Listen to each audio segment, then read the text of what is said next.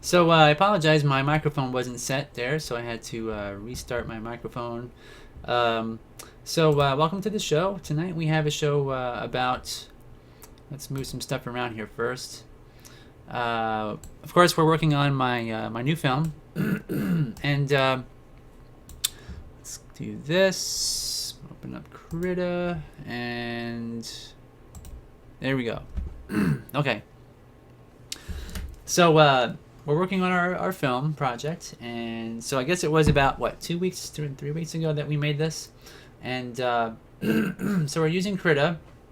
Krita is the free graphics program. Let me move my microphone a little closer. Okay, so this program is obviously it's a free program, and so what we want to do is we want to work on this character and envision what our character will look like in different situations. So maybe happy, sad. This character is going to be looking down in some scenes. She has to cover her head looking down at the ground in one part, and I already know how to to do that in my mind, but I want to sort of envision that and flesh things out just a bit. So let's I also discovered something weird about this Wacom tablet. So you guys are going to see my messy desktop here, but I'm going to close Krita, and if I open Krita again like this, now I'm going to take my Wacom pen and I'm going to put it right in the center of my tablet. So putting it right in the center, and the dialog box comes up and it asks if I want to have those particular monitor settings. I'm going to hit OK. And when I do that, my mouse actually works, or my Wacom tablet works really well. But if I touch the tablet towards the edge, well, kind of works better. I don't know. It is a really strange thing, this Wacom tablet with the new Krita. Well, never mind that. So anyway, welcome to the show, everybody. I guess Pranster Brothers is asking if I can make a Gumby puppet one of these days. And that's not a bad idea, but I'm going to be making these puppets probably for a while once I get all of these designs worked out. So here we are with just the lines, and I'm going to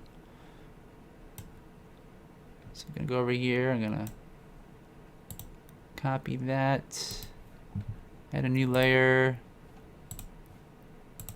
and let's see if we can paste, and then move it, then make another layer, and then paste it, then move it, maybe another one, new layer, paste it. Okay. So this is kind of what I'm doing just to get our, there we go.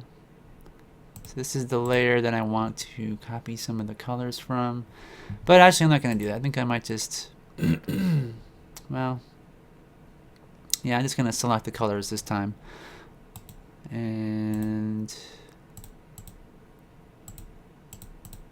okay, this should be okay.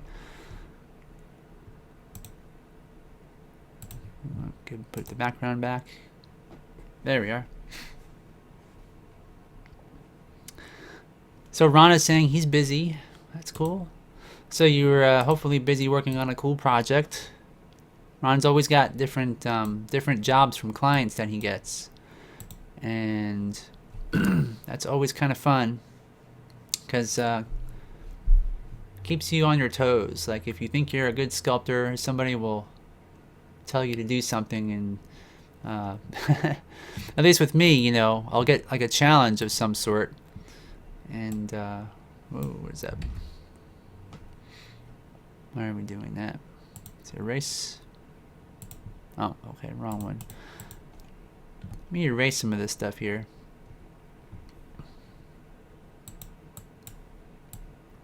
Yeah, so getting clients and work from people out there who like your, you know, what you do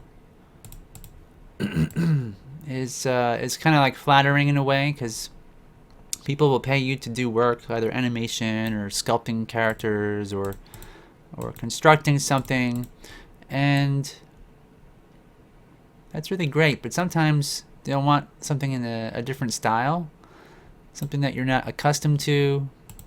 And so at least for me, you know, if I, for example, like I have different sculptures I'm doing now for some clients, and one of them is a full-size head, and it's of a female, it's of a woman, and she's a supermodel, and I guess kind of well known. I'm not really too sure.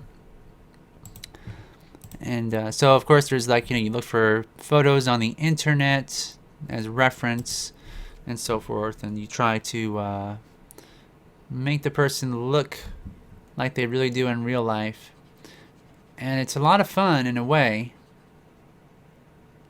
because you don't know the person, you've never seen them, you don't know what the, you know, shapes are of their face very well. Like if you think of like someone like Angelina Jolie, a super well-known actress, if you're getting somebody who wants you to sculpt a face like that, you kind of already know what they look like, you know, big lips and wide jaw and everything, stuff like that. So it's not really hard to imagine, but when you get like a stranger or someone who is you know, new to your eyes, it's different to mess with that. Let's see here, what's going on. Yeah, my Wacom tablet is making my cursor jump from the middle to the corner here. This is crazy. There we go. Maybe what I should do is do this. I'll move this over here. That's better. I think my pressure sensitivity is a little bit weird on this tablet as well, because it's drawing things really lightly here. Okay. But anyway, with clients, you know, you get a job, and you're trying to really put forth their vision, what they have in their mind, and it might be different than what you have, and or they might not even know what they want. Like one client I have, he doesn't really tell you what he wants. He kind of is very vague, and he doesn't understand sculpture too well, like what's involved. He just has something in his head, and he might want something, but he doesn't realize that, you know, you need like detailed pictures of something if you want something to be really accurate and you want it to look a certain way. You know, like what we're doing now, like we're making character designs. So what does our character look like when it's animated? Well, maybe there's squash and stretch, maybe there's you know, there's a color shift in things as the character moves. Maybe there's multiple colors of clay, and it's not just like for example, we got purple here. So, you know, do we want to have just purple, or do we want to kind of add highlights to our final character, like add some lighter shades to it, or are all these colors here going to be just dictated by the clay itself? So actually, I can probably copy and paste that over, couldn't I? So that's the question, and there's a lot of questions when you do art. Excuse me. Let's do this.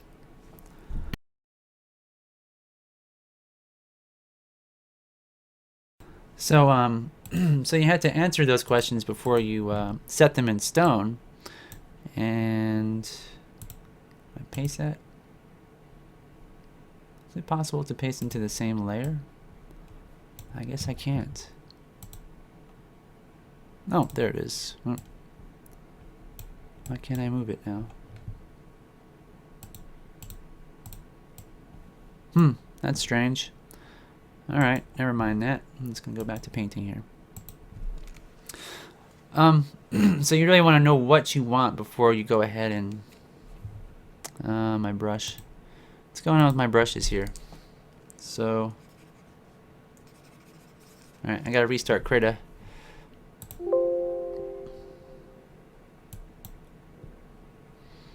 Unfortunately.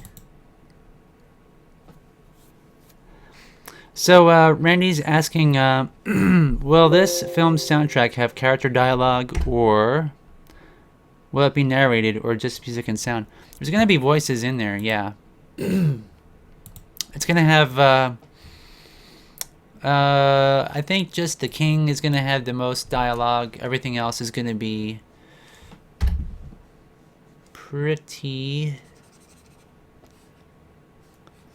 Why is my pen not working? I had the correct color selected, don't I? Maybe that's why.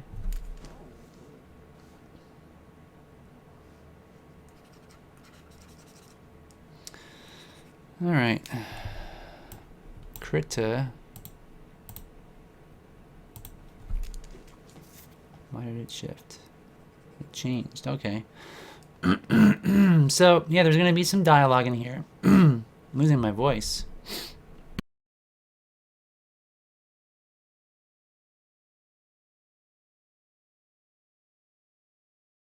Not really sure what's going on with my Wacom tablet here.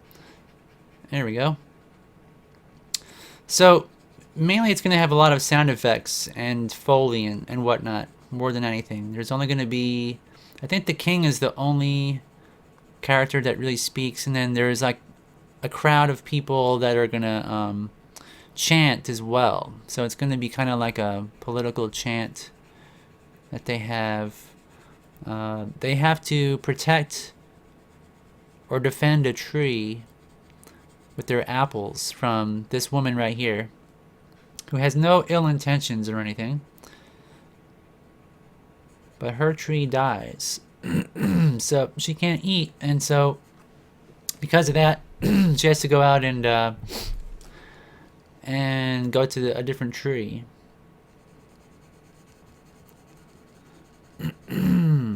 Yeah, it's like I still have a slight cold.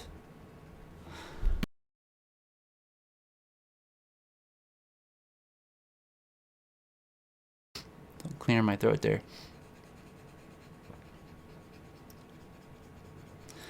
But yeah, it's kind of that's part of the moral of the story, is that, you know, there's this king and he convinces everyone that, you know, you can't just give out apples to people. That is wrong. People like that are evil, you know. And so this woman will be demonized, you know, by a politician, essentially, which is, it's so extremely common these days. Like people who don't have high intelligence, or, you know, their circumstances, like, you know, let's say someone gets sick and they lose their job because they're out too many, you know, days being sick, and politicians will say, oh, they're being lazy. We need to teach these people to fish. And if they're lazy, they deserve every hardship they get, you know. It kind of turns people's hearts into a dollar sign, you know. And so that's kind of the symbol of the apples in this film, is that the apples kind of represent the currency. And so the different landscapes in this film are, it's a really simple world, where one side of the world has lush green hills and things, and a big castle and like nice houses, And the other side of the earth is all dried up and dead.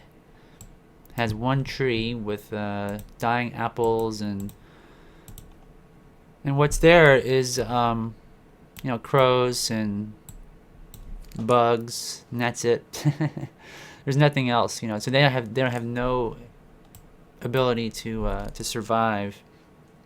And so this character here is going to go out and try to find food. And like when you're kids, like most little kids, if they see another kid, and that kid, let's say it's at in school and it's during lunchtime or something like that, most kids will they'll give you like lunch money or share their food or something, because they don't want other kids to be hungry. It's kind of like little kids kind of already are born with that instinct. And then when you grow up, there's politicians, and they like, the whole thing changes, and people point fingers at each other and blame each other, and think that, oh, I work hard, so because I work hard and you probably don't work hard, so I'm going to point my finger at you, make you seem like you are bad, and people lose their hearts, So it's a simple story, really simple story. And so the dialogue is going to be really basic, and it's kind of based around like the current political scene a little bit, where like like the build the wall chant and all that. It's like really silly. Like grown people are saying build the wall, build the wall. It's like, are we in high school here, or I don't know. So most people, maybe people who are into that, are like, shouldn't say that, Mark. But yeah, it seems really silly to me. So that's the whole point of making films. That's like you have an idea in your mind, and you want to express that in some way. And some people will find it kind of stupid. Some people will think that, oh, that's really clever. But as long as you're kind of having fun and you have a purpose to your film, I think finding a purpose to a film is the most important thing. Like, if you want to make people laugh, like I know Randy, his films are all really funny. So like, I could tell without even asking, that Randy is probably, his purpose is he really enjoys making people happy. So he wants to make like a joke, and that's really cool. Like, I just think that, but I think without having a real purpose to let's see here, it's too small. Without having a purpose when you set out to make a film, that's when you kind of lose steam. You don't really have interest in like keeping your film going and whatnot. And even if you do have a purpose, sometimes you get tired of making a film. Like I know, I think, was it Clay Mara or someone asked on our site, does anybody out there ever get tired of working on the same film project, over and over? And everybody kind of gets tired of it. It's like, okay, I've made 100 of these little faces or something, but in the end, when you're done, it's really fulfilling. So that's what most people they try to see, that end game where when it's almost done, you're like, it's just such a big accomplishment. Let's see, I'm not really sure what kind of I want to have like a surprised expression here, like a let's see, how's this gonna look? More around. Let's see. Oh.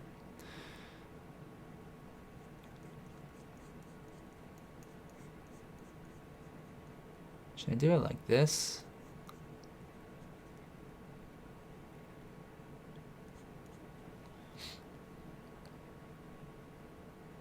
That might be good for a side view or something. Go over to, kind of like that, but I don't know if I should make this the same on both sides. Serenity says, you're correct about me, Mark. Laughter is the best everything. I also am sculpting tonight while listening, cleaning up Doreen, the old lady dancer, to be in the next ad. Oh, okay. Yeah, I saw pictures. It looks really cool.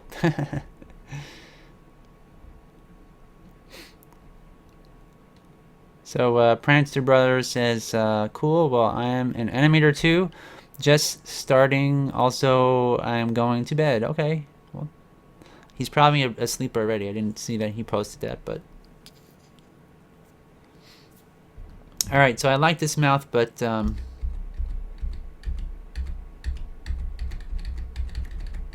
don't know if I want that for the surprise look exactly. Let me go back here.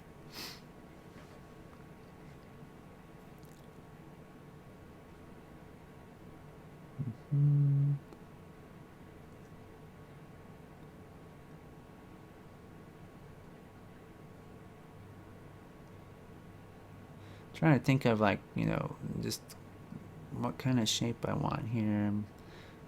What looks good? Is it going to be symmetrical? Symmetrical mouth? Or maybe like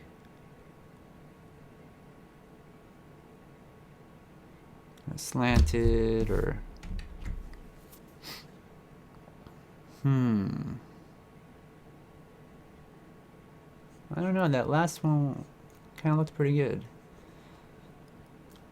But I wish that my mouse cursor would not be jumping around on this Wacom tablet so much. There we go.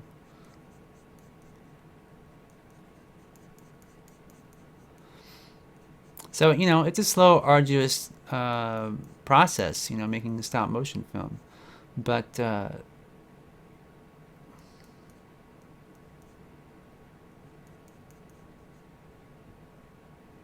maybe like this.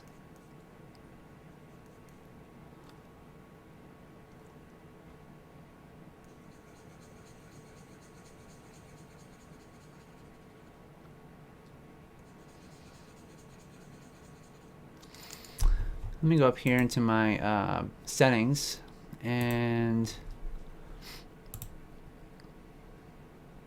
input pressure. I'm going to move this and just see what this does and see if it improves the way that this behaves.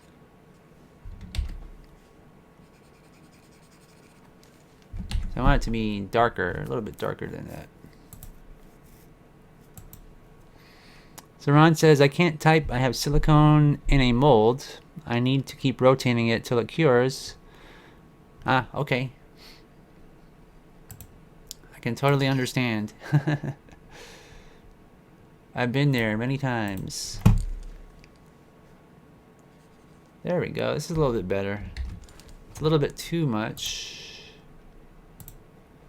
Just a little bit less. Let's go like maybe like that. So when I press, I'm not going to have to press as hard now. Okay, good.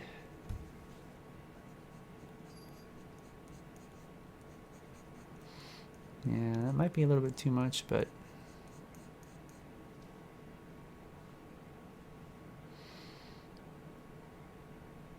put her eyebrows up here.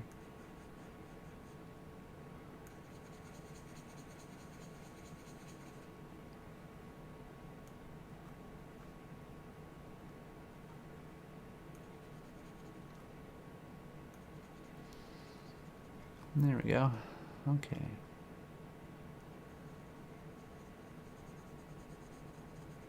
Still kind of need to press hard.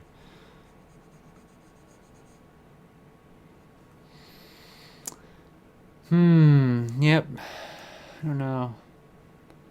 What do you guys think of that expression?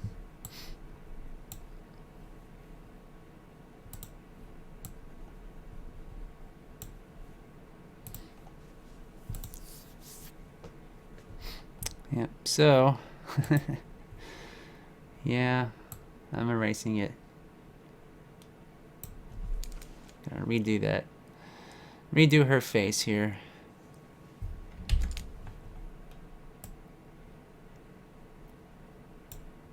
That's how it is sometimes. So Ron is making an action figure from scratch. You know, they're, according to rumors, they have a like a resin-based printer from Wanhao. I think it's called a Duplicator 7. And what that means is that you can 3D print stuff with it. And why is that important in terms of what Ron is doing with an action figure? Well, action figures usually require a lot of detail and precision. This is not too bad, I guess. Yeah.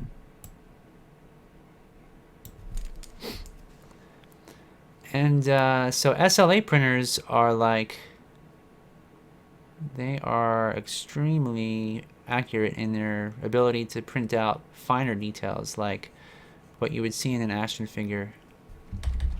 And I'm talking about details down that are like microscopic details, you know. And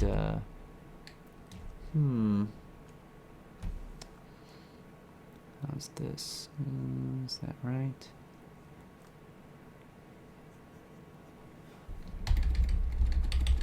Man, I just can't get it right here. Maybe I should try it like this. Higher. That's a bit better. So if you have a 3D program like ZBrush or something like that, and you want to make an action figure, you can make the action figure really detailed.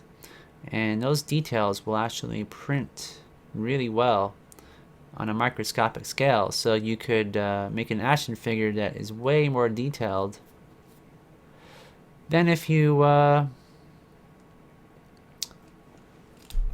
to use just your hands, you know, like the old-fashioned way. So a lot of companies now are going that way. They're going with 3D printers and then making molds from that, just because it's far superior to using your hands. Like if you look at a action figure that's made today versus the 1980s, you know, there's a big difference.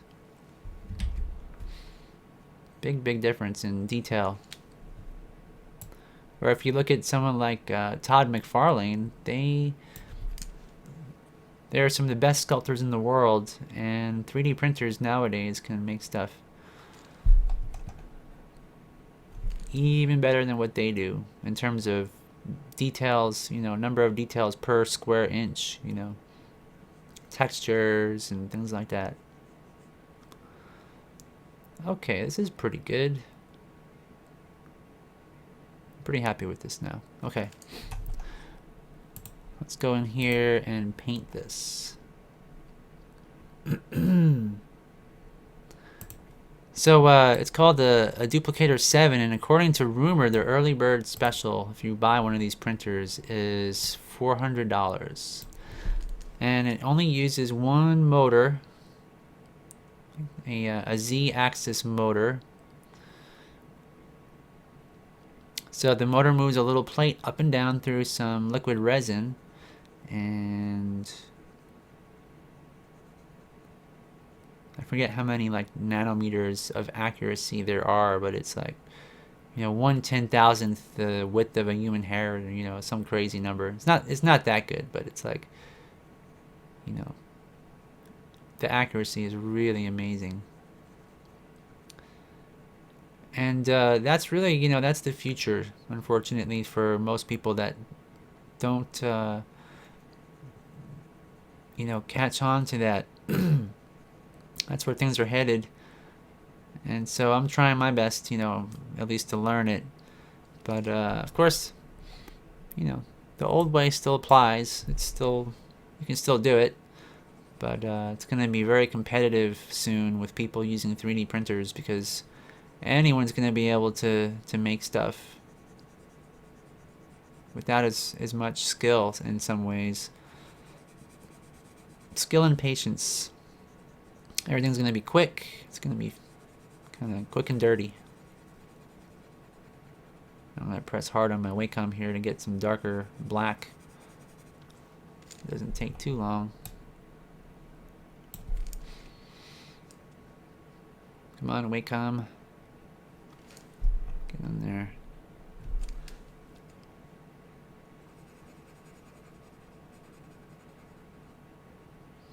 Yeah, this is kind of...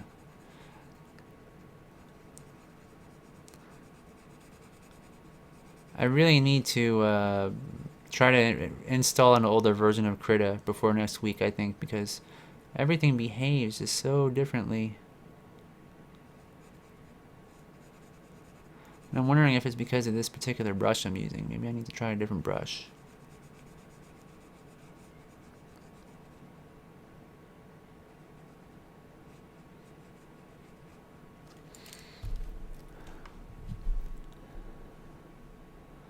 So Thomas says, oh wow, a sub 1K DLP printer, that's awesome. Yeah, it's going to be cheap and very nice from what I've seen. So I'm going to go to a different brush. I'm going to just let's go to DVAD and try this brush. I'm just going to sketch over here and see what it does. Oh, okay. This brush actually works better. I should just keep using this one.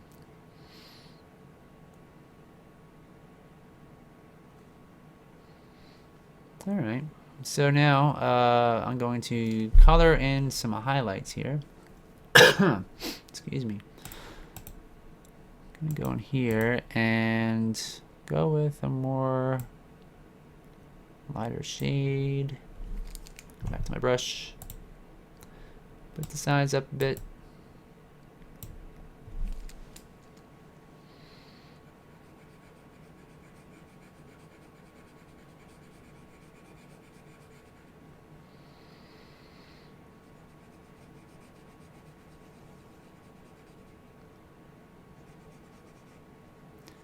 Kind of get some highlights in here.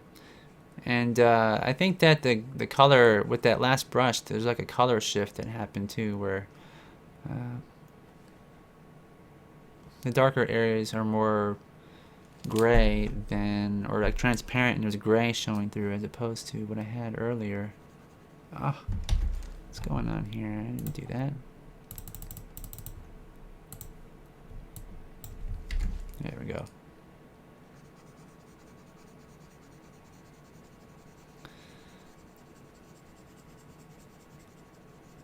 Slightly more orangey color here.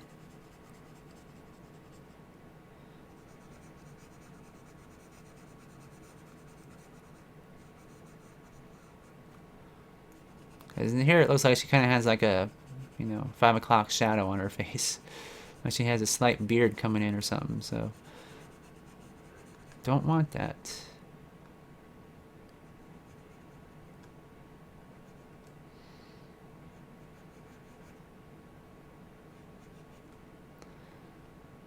Okay, so anyway, this black in her mouth, I think I'm gonna change that to maybe like a brown color. I think that if I put black in there, it's gonna be too harsh. I'm not really liking that, so maybe like this color brown inside here would be more appropriate. So when I sculpt her, when I make her mouth large like this, you want to add a darker color to add depth. And I think if it's too much of a difference there like that, it's just not going to look nice. So let's go with brown.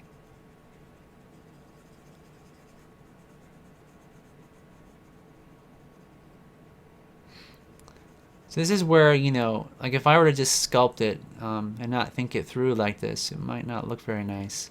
So it's really, like I say, if you guys want to do this in a proper way, always at least sketch your characters, sketch them out, and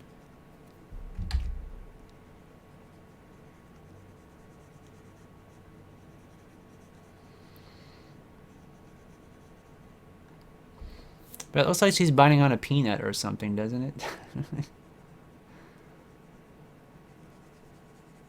I don't know. Let me zoom out.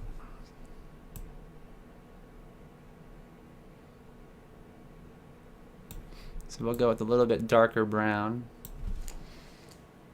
Like this. To so it doesn't look like a peanut. Looks like it's actually going in there. So it's not quite black, not quite brown. Let's see what that looks like. I think that's better.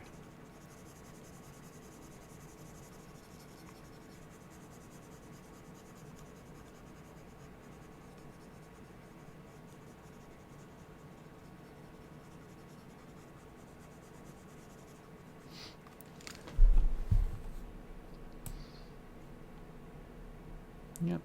Okay. Now the question of teeth, am I going to have teeth in there? That's another thing to consider. So let's see what it'll look like if I add some teeth.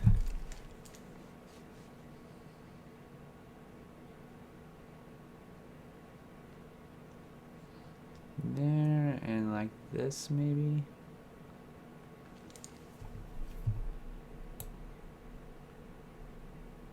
Alright, that doesn't look too bad. I think that's a little bit too much teeth. Let's go smaller.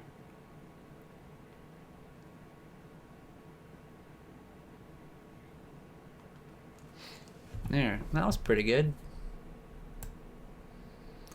So it kind of distinguishes the mouth a little bit better with teeth, so it doesn't look like a peanut. There's more, looks more natural. I think that's good.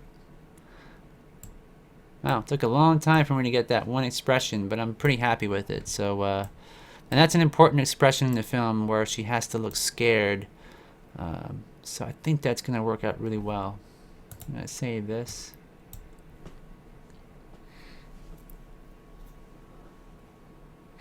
So, hey, Stamp Motion is here. Welcome to the show.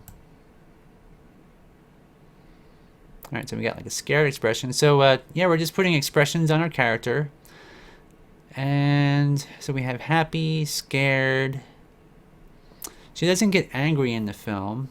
But she gets a concerned look on her face. So maybe what we should do is make like a concerned facial expression. And before I do that, I want to properly shade maybe both of these at the same time. The lower parts of her face, because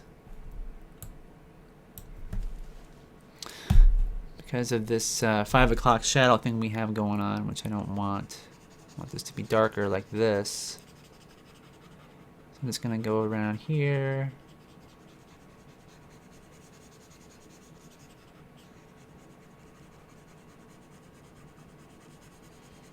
Like this.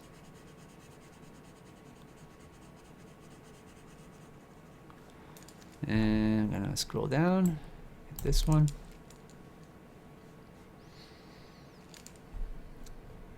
Come on, mouse.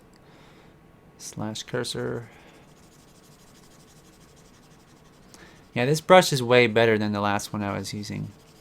I guess it was just the brush settings for that particular brush that were causing a lot more transparency than I would have liked. Let's go like that. Okay. So, a concerned look. Let's go back to our layers and see where we are here. Where is this one layer? Here it is. Okay. So I'm going to go with black. Make my brush a bit smaller.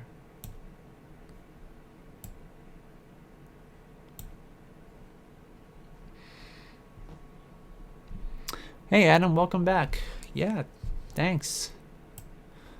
It's cool to have people around here that are, you know, regulars, because you get to kind of know them better. Some people come in and they don't show up again, and don't get to learn about them in any way. But all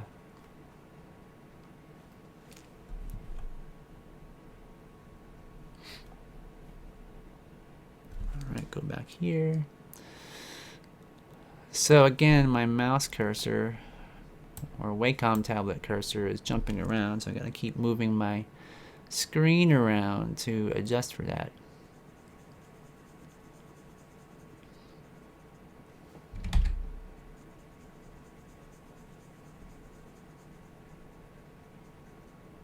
Alright, let me see here. That's okay for now. Make my size smaller. So I don't know if you guys use a Wacom tablet, but it's both a blessing and a curse. Like, you know, here's my mouse up here, my mouse cursor, and then I move just a little bit lower, and then it jumps to the middle of this character's face. So it's kind of a constant battle. And like I said, I don't know if it's because it's the version of Krita I'm using or what. But I'm gonna try to do a sort of concerned look on her face. So I'm thinking like, oh, because she needs to have the look of her kids will be crying because they're hungry, so she needs to have the proper expression. So let me see. I want the ooh to be down. Don't want it to be to the side. Yep, that would look like a nose. So I was thinking like it'd be cool to have an expression from there to up there when I animate her. So I think having the ooh shape kind of off center would be nicer than, you know, like a super symmetrical kind of. And like the next expression, I think I would have it where her mouth is like this, you know, just a simple frown. That would look pretty cool, I think.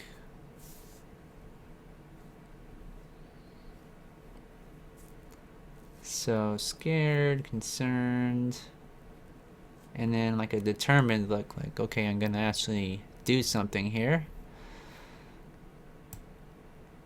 I'm gonna go out and get some apples. So this will be really simple, but I think effective, you know, in getting that expression across. And again, I should probably use the same, whoops, I just drew something down there. The same color of brown for the inside part of her mouth. Let's go back here. Kind of get this brown color. And besides, brown goes really well with this kind of yellow, so.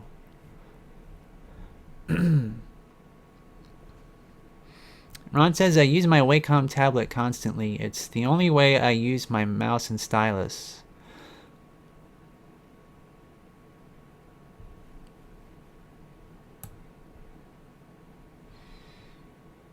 So Joy's saying maybe show a little of her bottom eyelids, sort of a look of empathy. Bottom eyelids. Well, perhaps we could try that on one of these. Let's see. So we got her eyeballs.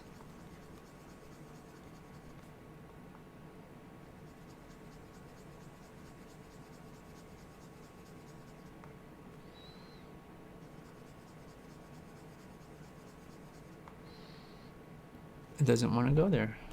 Move over here.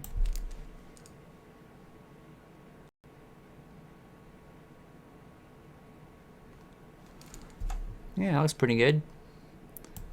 So I'm surprised. So what about her eyebrows?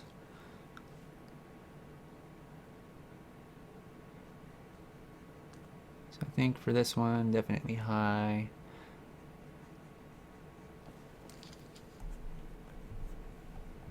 And then here,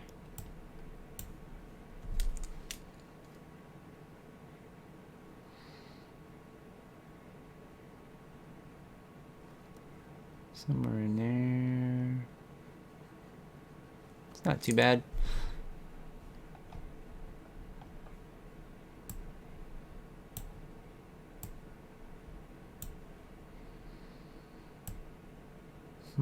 Okay, yeah, so I think this is like where her chin will be kind of up higher.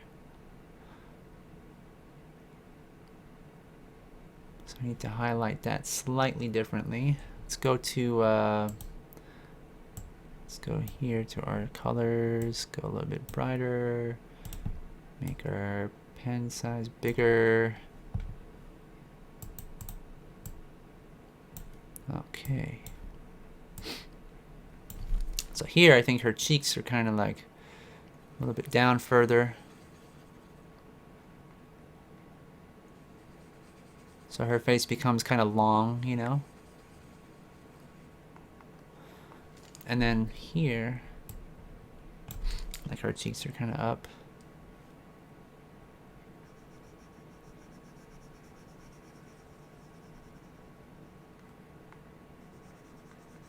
So when I sculpt this in clay, this will be where I sort of make the higher areas, you know. And maybe even here, her chin will be just slightly accentuated. And of course the top part of her head will be a little bit brighter as well.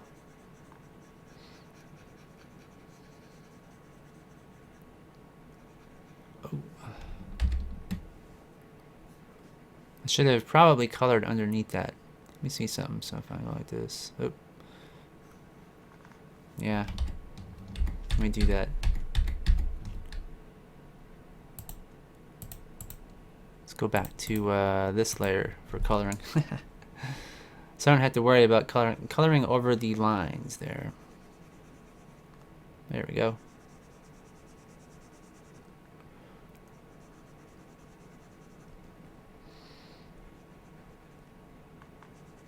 Alright, so let me also, before I do that, let me draw in her lips as well.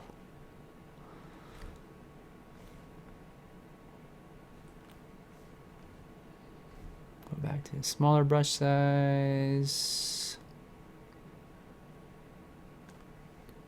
Black, okay.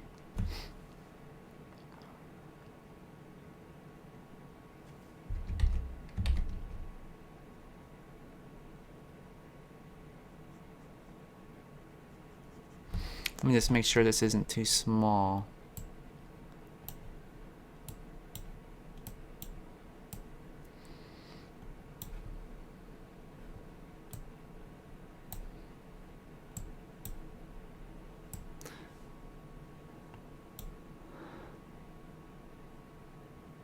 So Stamp is saying, what is this for exactly? This is for a film. It's going to be a film I make. I've already made a lot of stuff on it. Well, not a real lot, but I've made like five different sets and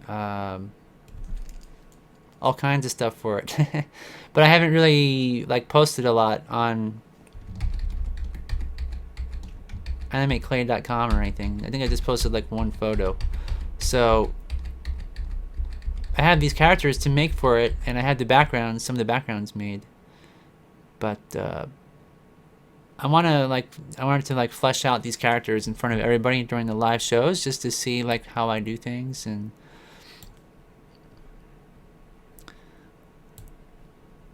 I think let me see here. Let me go to this red. Yeah, so it's actually it's for a short film, and these are all 2D clay on glass characters. It's not going to be puppets like normal puppets, you know, where you can stand them up on the set floor and move them around.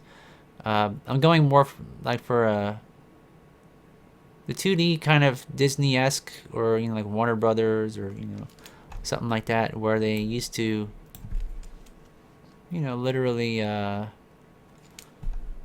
draw everything for each frame. And instead of drawing it, we're pre-drawing it here, and then we're going to turn it into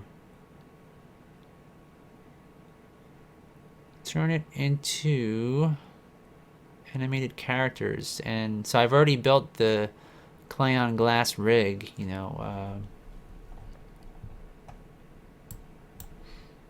It's pretty good. That's not bad. Let me go back to my highlight color.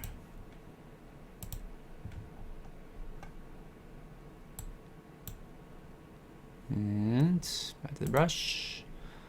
15.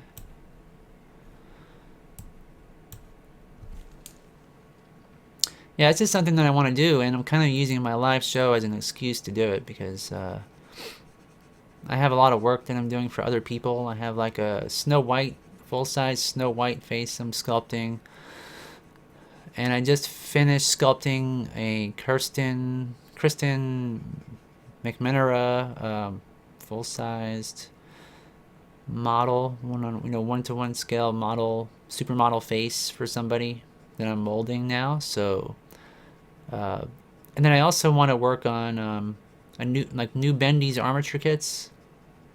I've come up with a really cool design where you can replace the wires on them now. So I want to either remake those better, and I also am working on a Velociraptor Bendy's armature kit, which is going to be really cool, and there's going to be the ability to replace the wires as well. So it's a wire-based kit that's cheap, and if the wire breaks, there's no problem. It's going to be really cool, I think. I'm excited about it. Because I like the the Empire Strikes Back, the Tauntaun scenes and everything, where you've got like Luke riding on the back and Han Solo of those Tauntauns, and I just think that those are the best animated scenes in the world. And so having somebody like having the ability to do that, to make a puppet like that with 3D printing, is kind of fun, and I don't know. Well, anyways, these are the expressions. So we've got kind of surprise, we've got happy. I think that these kind of give me a good idea of what I would do in between these shapes if I want to go in between. I didn't draw like, I didn't pre-animate anything on here, but that's something I might do. I don't know if I'll do that during the live show or not. I don't know if people would be interested to see that. I still got to learn how to animate in Krita. There's that animation setting that you can use, so we can literally pre-animate stuff and see what it looks like before we actually sculpt it. I mean, it's really cool. Like when I was first doing this at Gentleman Films, working on characters like this, I never had those abilities to, what we did is we did it all on paper. So we had, like the paper that's kind of semi-transparent, and a light table, and they hired some guy to pre-animate some scenes for what we were doing, and then it was my job to turn those drawings into sculptures. And this was like something that didn't exist. I mean, they had really crude programs where you could scan stuff into a computer and color them at that point, back in like the year 2000, but it was really crude. And I mean, I kind of complained about my Wacom tablet not working with this program, but that's really not a huge problem. I could still do it, but back then, if you had problems, it was like major problems, because everything was so much more simple and less options in terms of color palettes, and I I don't even think tablets existed then. I don't even think the Wacom tablet existed. So you had to use your mouse, go in there and color everything with the mouse and stuff. All right, well, anyway, I think this looks pretty good. I'm pretty happy with it.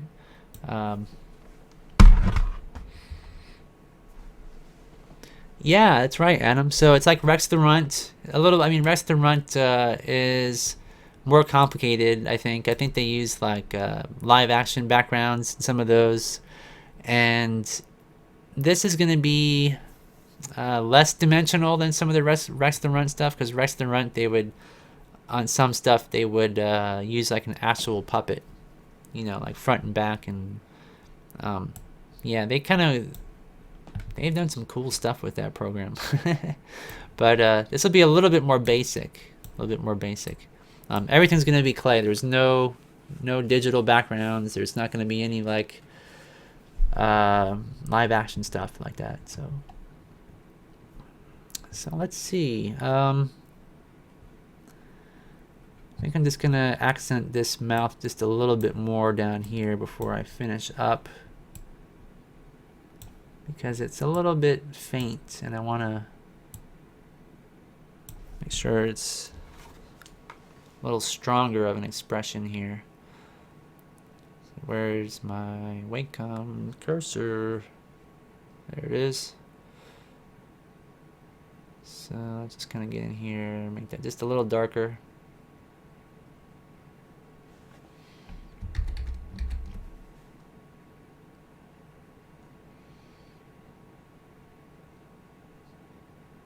I might accent that a bit more with clay.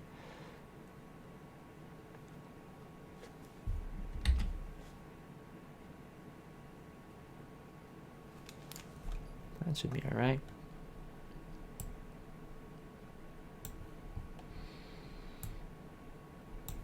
Save it one more time. Make sure I save it. Okay. Yeah, I love Rex the Runt.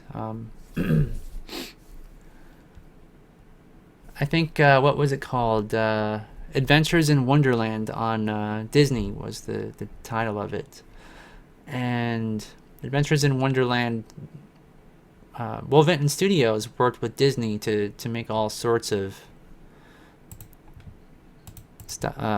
characters and whatnot for a TV show. And that is where I think there were some spin-offs of that, like the Penny cartoons from Pee-wee's Playhouse and Doug. If you've ever watched Doug was actually a clay on glass cartoon. That was what it was originally, and then they turned it into hand-drawn animation. But Doug was completely clay. Which most people don't realize that. It was actually pretty funny, some of those, the clay on glass ones. Kind of erase some of these black lines here. Kind of clean this up a little bit.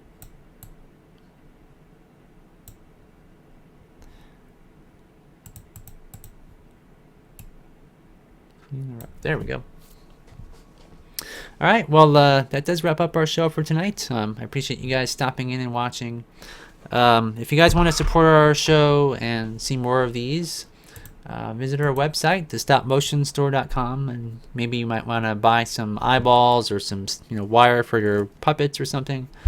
And yeah, I'll be here next week, same time, same place, and we'll probably be starting on some new characters. I'm thinking there's 3 babies that she has, and they're going to be like twins, but they'll all have different hairstyles, and that's going to make it easier for me because I can make one mold for their faces and stuff, and cast them 3 times if I need to, and maybe just change them slightly, each one. So it's kind of like Huey, Louie, and Dewey from what Disney created. It's pretty simple because they're all the same.